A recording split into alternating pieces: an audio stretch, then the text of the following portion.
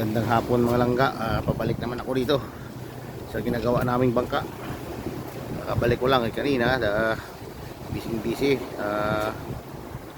Namili ako ng mga pisa sa makina ng isang lansa namin dahil sira. Kami nakapaglaot. So ngayon babalik naman ako. Ito ang aming pang-anim na araw. Pang-anim na araw namin ito. Dito dalawa lang sila.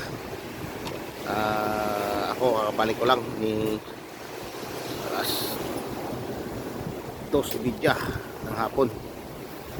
Yan, dalawa lang sila, ni Unyot at saka si Rami. Nilagyan na nila ng epoxy at bolt. Ang gusok, yung gusok or skeleton, medyo mabagal dahil dalawa lang kami. Baka may gusto dyan mag-apply dito. Taga ano lang, tuyom. Taga tuyom lang na marunong lang maghawak ng lagari at sirotso at saka martilyo. Okay na yan. Isik sa paggawa ng malaking bangka, tanggal ang unto ko sa hugot ng bolt.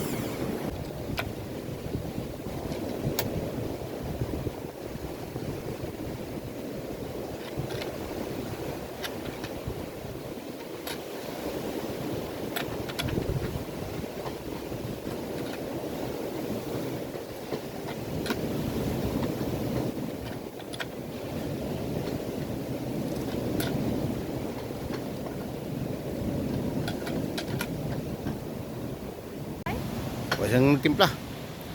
Ayun na. Yun na mga laga. Medyo ano na. Medyo makita na yung ano yung forma. Yun. Kape to alay, kape. Oh, tatlo. Yun. Yan ang forma.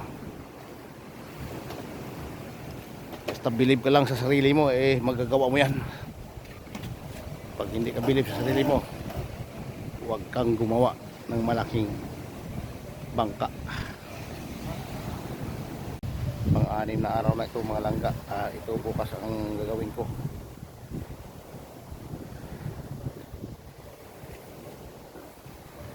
Dito sa back ng malaking lansa. Ito lalagyan yung propeller. Ito ang propeller.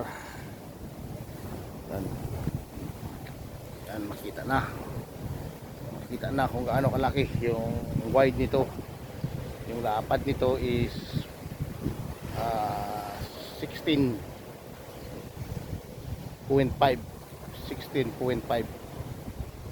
ang haba naman nito is 83.5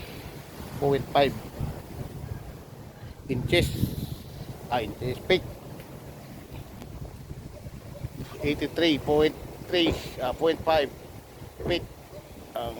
Ang wide naman ito, ang lapad naman ito is 16.5 feet. Yun. Bukas dito ako magtatrabaho. Yun na. Basta believe ko lang sa sarili mo, magawa mo ito.